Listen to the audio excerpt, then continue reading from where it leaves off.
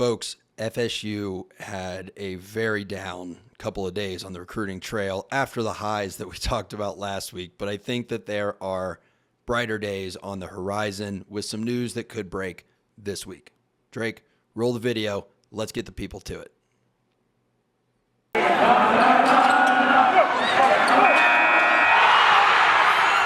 You are Locked On Seminoles, your daily podcast on the Florida State Seminoles, part of the Locked On Podcast Network.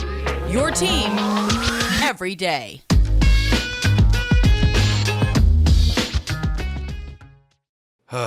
Folks, welcome to Locked On Seminoles. I'm your host, Max. That's your host, Drake.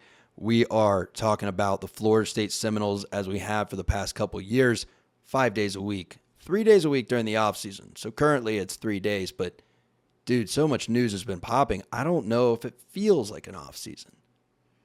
Yeah, we've been a little more busier in these months, and that's kind of, we're only, 50 days away from kickoff against Duquesne, so that's kind of rightfully so, but it kind of sucks that the moment we take one step forward, we're taking several steps back when it comes to basically the lifeblood of football, which actually is recruiting.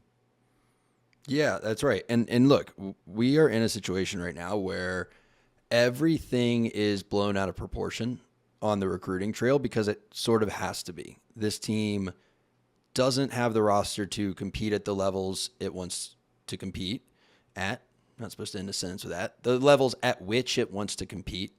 And because of that, I think even the more casual Florida State fans among you all, which, we know you're all super hardcore fans if you're here in the offseason watching Florida State shows, but I think recruiting just is under a microscope right now. And you look at last week, right? We saw Miami pick up a 5-star offensive lineman, but then we responded by getting a 4-star linebacker. And it's like, okay, we're rolling. And then I think it was today, Desmond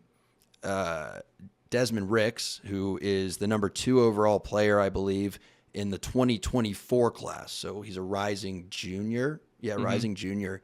He announced his top 10. Florida State wasn't even in it.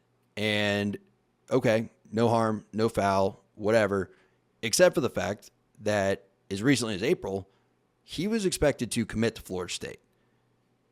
And then it goes even further. So Desmond Ricks, number 2 overall player in next year's class, releases his top 10. We're not in it. And then a quote comes out, like a graphic quote from On3's national recruiting person. On3, Hayes Fawcett. Yeah, Hayes Fawcett, that's his name. And it's a graphic of this kid, and it just says, essentially, Florida State hadn't talked to him in months, and it seems like we gave up or something. I don't know if that's true because I don't know the kid. I've heard some people say slightly differently. I know that some other people on the beat have said on Twitter that they've heard differently. I know some people that have said they've heard the same, that it is true. Regardless, I think we need to zoom out a bit and not. This is what I'll say, Drake. I think we need to realize that the recruiting does need to get better, and there are coaches on this staff that need to do a better job that probably should have been shown the door already and weren't. But I also think that we, as a fan base, need to understand the context and that this is a 2024 kid. A lot can happen between now and then. Doesn't mean we're going to get him, but we could end up landing an even better player in that class, right? If we go out and have an amazing season this season. Things change. So let's not get too caught up on what Desmond Ricks is or is not doing.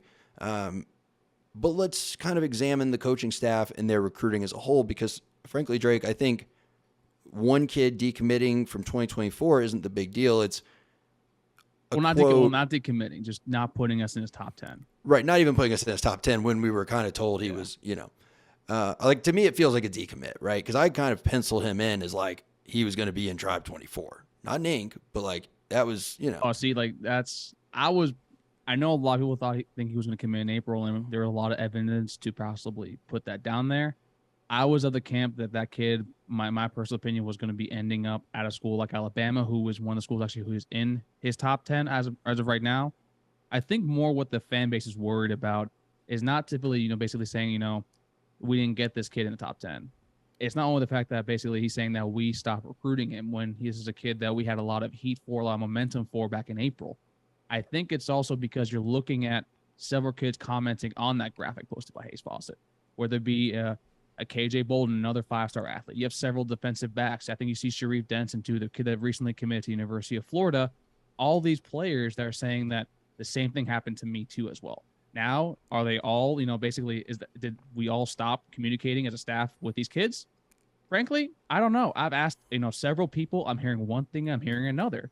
So it's kind of like at the point, like you're saying, there is something wrong with recruiting at this point, and I think it's a lot more worrisome that we can't exactly pinpoint what the problem is.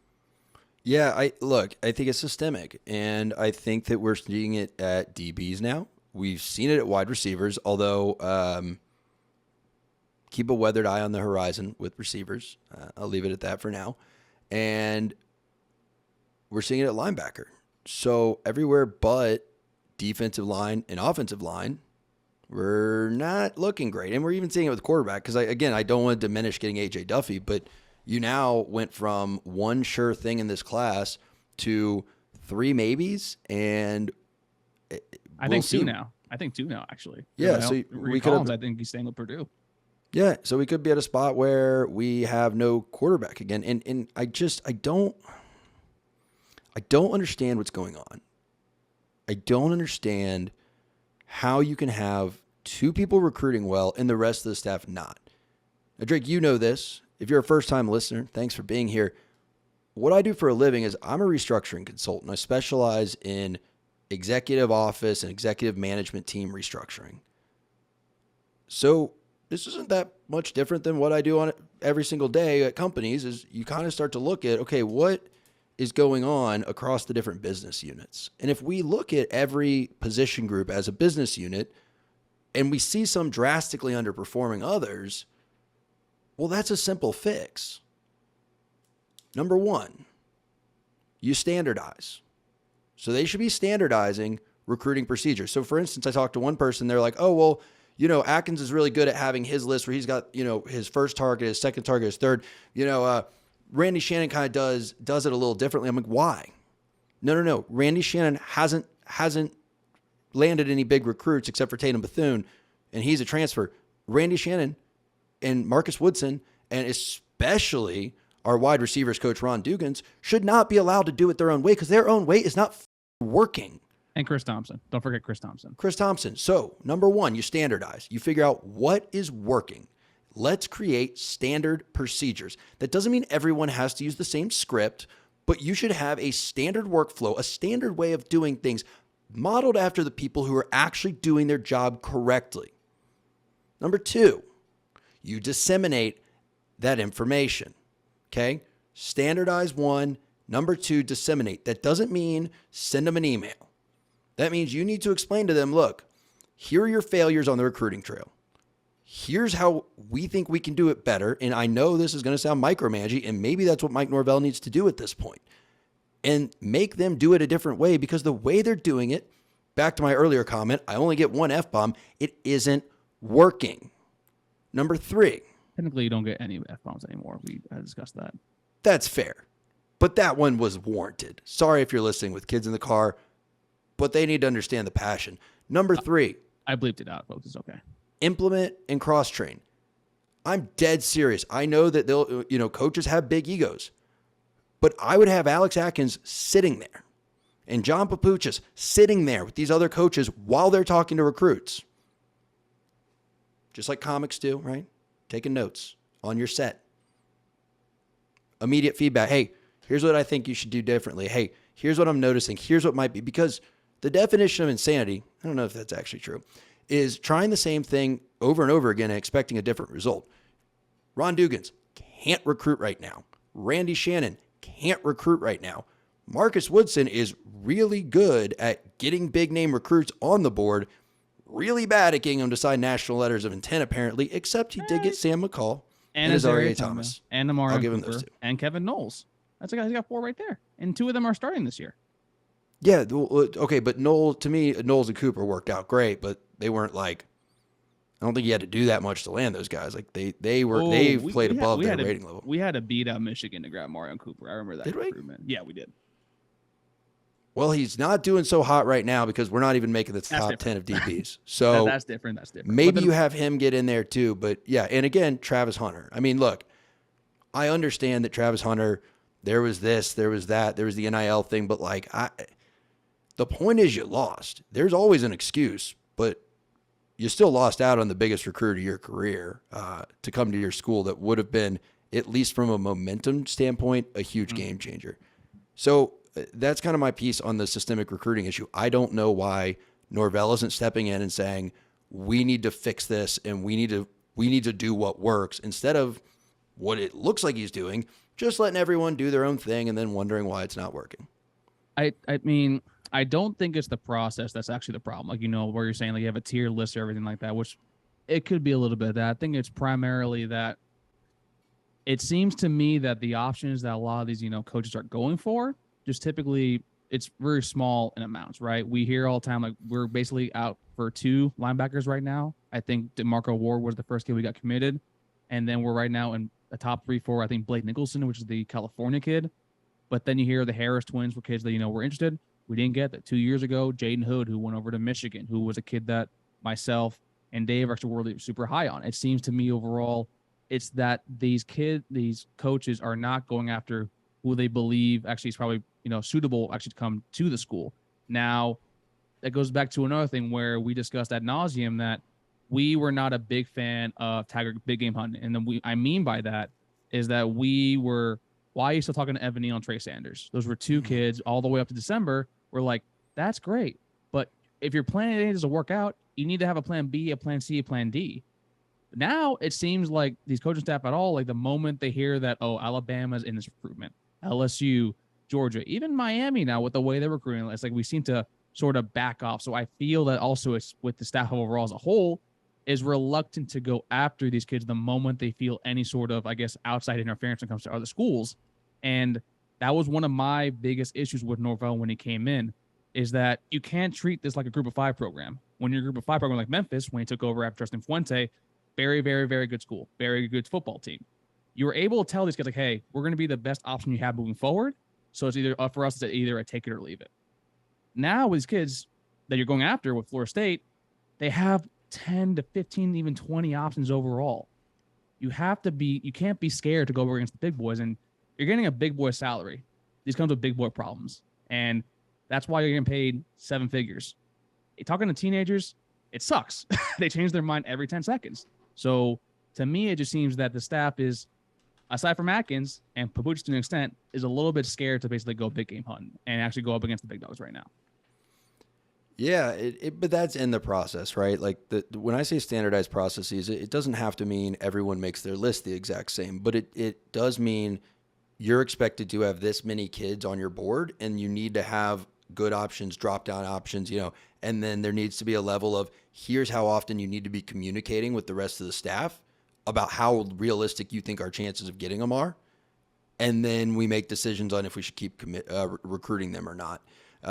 Because dude, it is a hard thing to balance. I mean, we talked about before we recorded, like, how do you balance like putting all your eggs in a basket you have no shot with versus giving up too early? I mean, there's probably an answer, but it's definitely a lot more of an art than a science. And to your point, they get paid to figure that out. That being said, Mike, I don't know if the reality is he currently makes group of 5 money.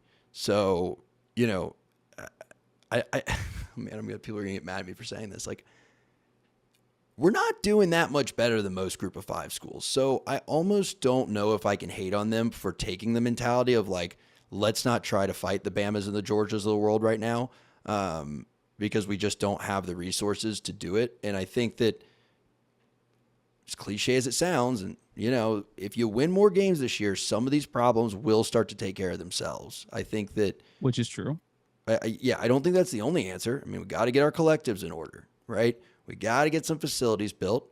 This conference thing may also help us out. But you have to win games on the field because, I do think there is some validity to you're recruiting a kid and he starts showing like maybe not as much interest. And you say, look, he's not going to come to a school that's only won 8 games in 2 years if we only win 5 or 6 this next year. So I don't know. But I think the big thing, though, alongside that, though, is that we're hearing these kids say that this is a school that I want to go to. Typically, when I hear this school's a dream school for me, I'm like, okay, that's fair. But sometimes, dreams change. I mean, I wanted to be an astronaut in space. Fun fact, I suck and I hate math, so I became an attorney. So, is there another place to be an astronaut? Or? Listen, I want to be a baseball playing astronaut in space, Mark McGuire style, hitting bombs over to the moon. But overall, like, when you hear this kid say that I watched FSU growing up, or, I was a fan of Jameis Winston, or I actually want to, take these bitches here, but then you hear the staff is not even speaking to them or actually have them on their board. That's what's more, I guess, puzzling and frustrating as a fan overall, because there are some kids that we should have talked to that we never even picked up the phone with. I'm the big fan and a personal belief that Dante Moore, the QB that just committed to Oregon, probably would have at least talked to us. That was the kid that everyone was freaking out about because Chris Parson was like, oh, Dante Moore's coming on campus? Oh, let me go talk to him, see what's up with that. And then we immediately stopped recruiting him. And then now we see him going over to Oregon, which, I mean, Dillingham is a very good recruiter, but we've seen him coordinate a game.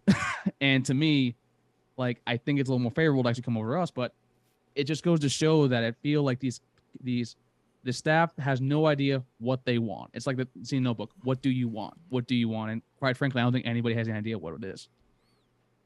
I couldn't agree more. I think that you hit the nail on the head. The biggest issue with this staff, in my opinion, it sounds like in your opinion, is they know what they don't want, but they don't know what they do want. And, people say this about relationships. They say this about job hunting. It is really easy to figure out what you don't want to be, but it's really hard to figure out what you do want to be.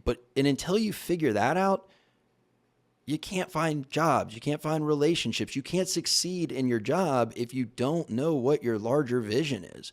Because I think that a lot of what Mike Norvell does is that makes him look good on paper. When people talk about, oh, he's a good CEO, he's the CEO type. Not trying to throw this around, but like, again, folks, my job is I work with CEOs and watch how they run their companies and figure out what they're doing wrong or what they could improve on and how to be more efficient. So, like, I can tell y'all, Mike Norvell does not do what a CEO does. That is just a talking point, and it's an okay one. But CEOs don't just let entire business units be defective for 2 years on end. CEOs aren't hole pluggers. Like, I get the feeling that Mike Norvell plays fireman. He just kind of tries to put out fires, but when he does it, he like has a plan. It sounds good on paper, but I don't think he has a concrete vision of this is what I want my staff to look like. This is how I want it to operate. This is what I want my team on the field to look like. And then this is where that's going to take us. It just all feels like they're sort of, everyone's doing their own thing. It's very reactionary. Again, it's organized a little bit better, but I don't see a clear vision of what he's trying to accomplish. And until that happens, we're just going to be dealing with a staff who doesn't want to not get good recruits. That distinction's important, and doesn't want to lose a lot of football games. And neither of those will get you to the promised land. Yeah, I mean, as much as we know we rag on Willie on here, at least we knew he was trying to get top-tier talent here. I mean, we were still in the running for Savell Smalls, the number 1 player in the country at linebacker.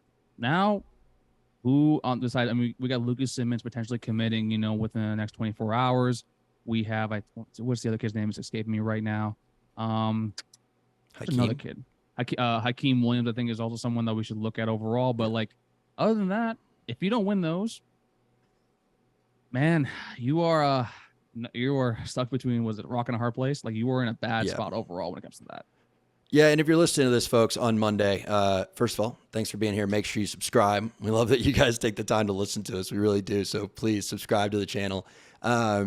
And also 1 p.m., I believe, on CBS Sports HQ, Lucas Simmons, a 4-star offensive tackle prospect, 6'7", 6'8", depending on where it's listed, 305 pounds, out of Clearwater, will be committing. So we are in his top 3 or top 5, whichever one it is. And that would be a big get. I mean, that would feel like we swung the momentum a little bit. And also Hakeem Williams is a 5-star receiver who was spotted. He's uncommitted currently, was spotted at a camp wearing Florida State gloves and throwing them up. So that's not a bad sign either.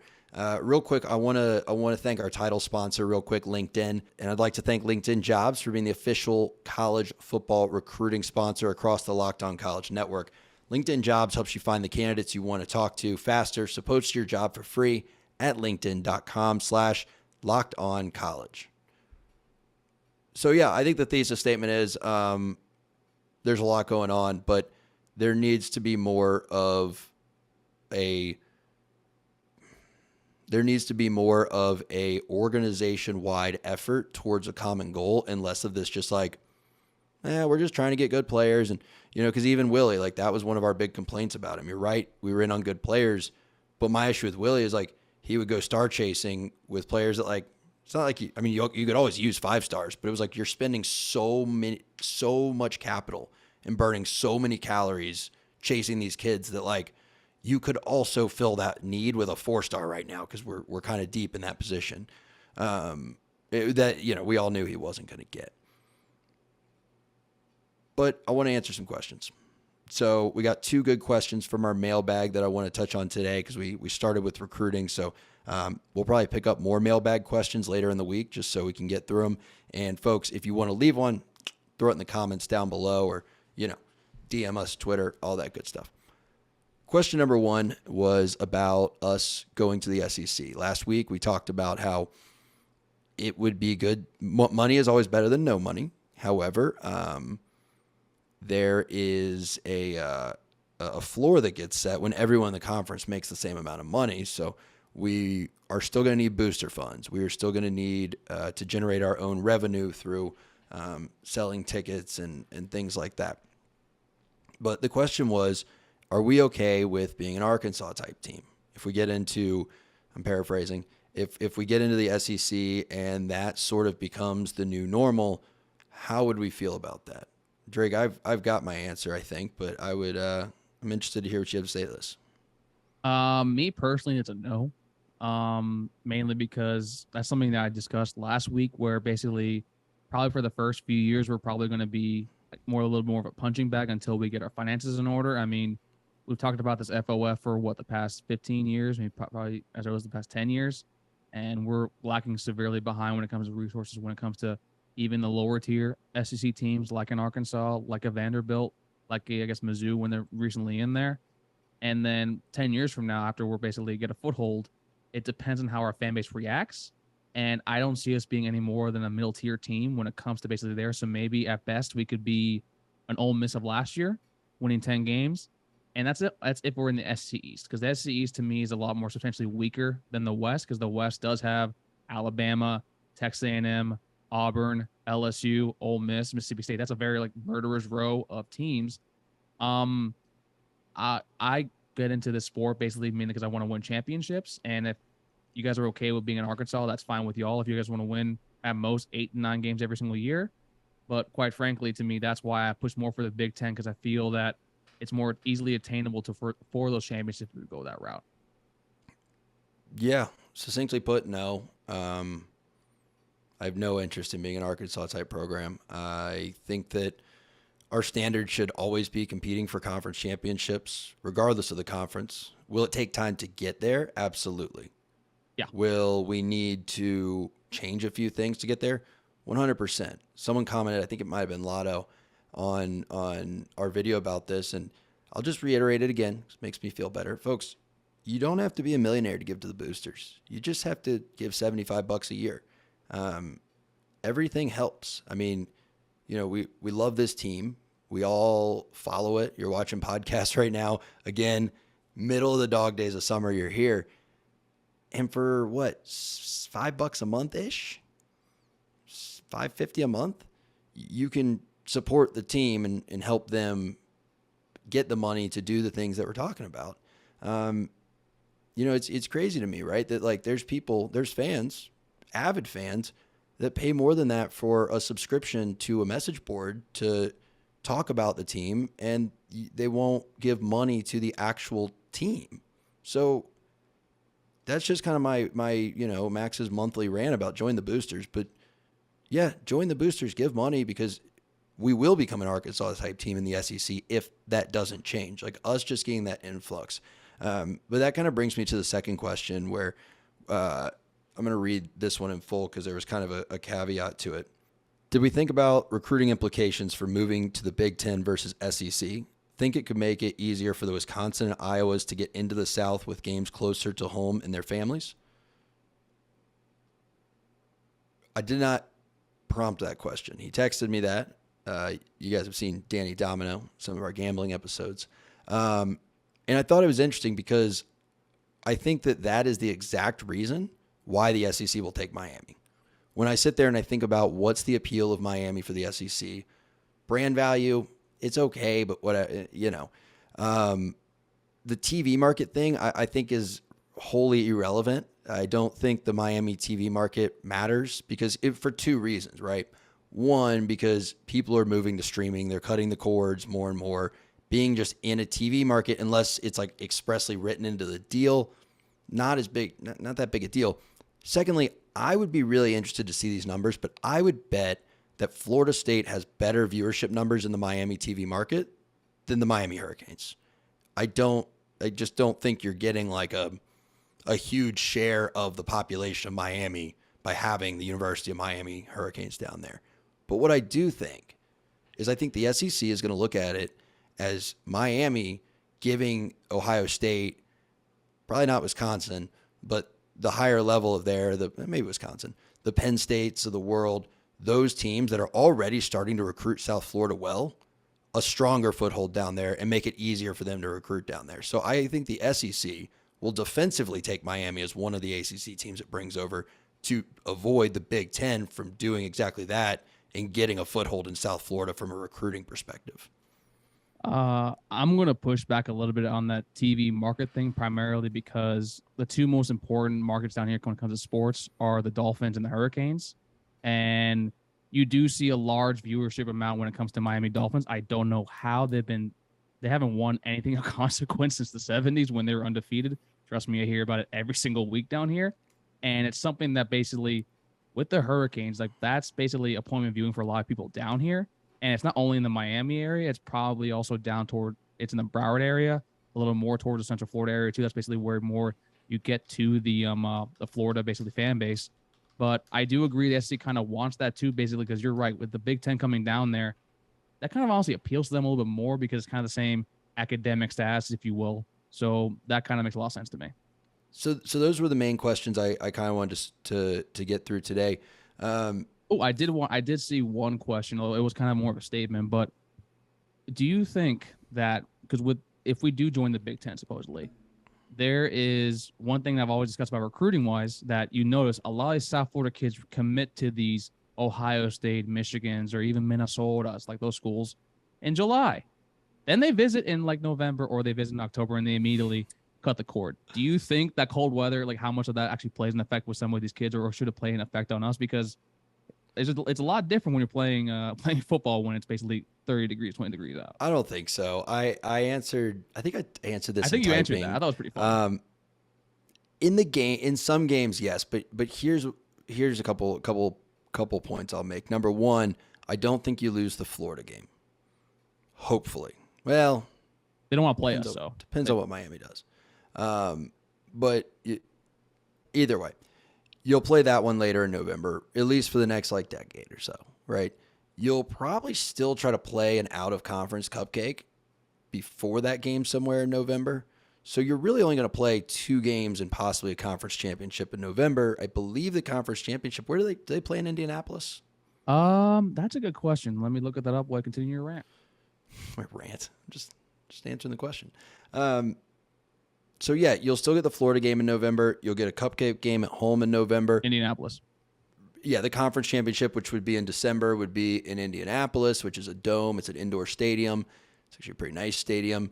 So you're really only looking at 1 or 2, maybe 3 weeks, like last week of October, first 2 weeks of November, where you could end up in a situation where it'd be cold enough to affect you.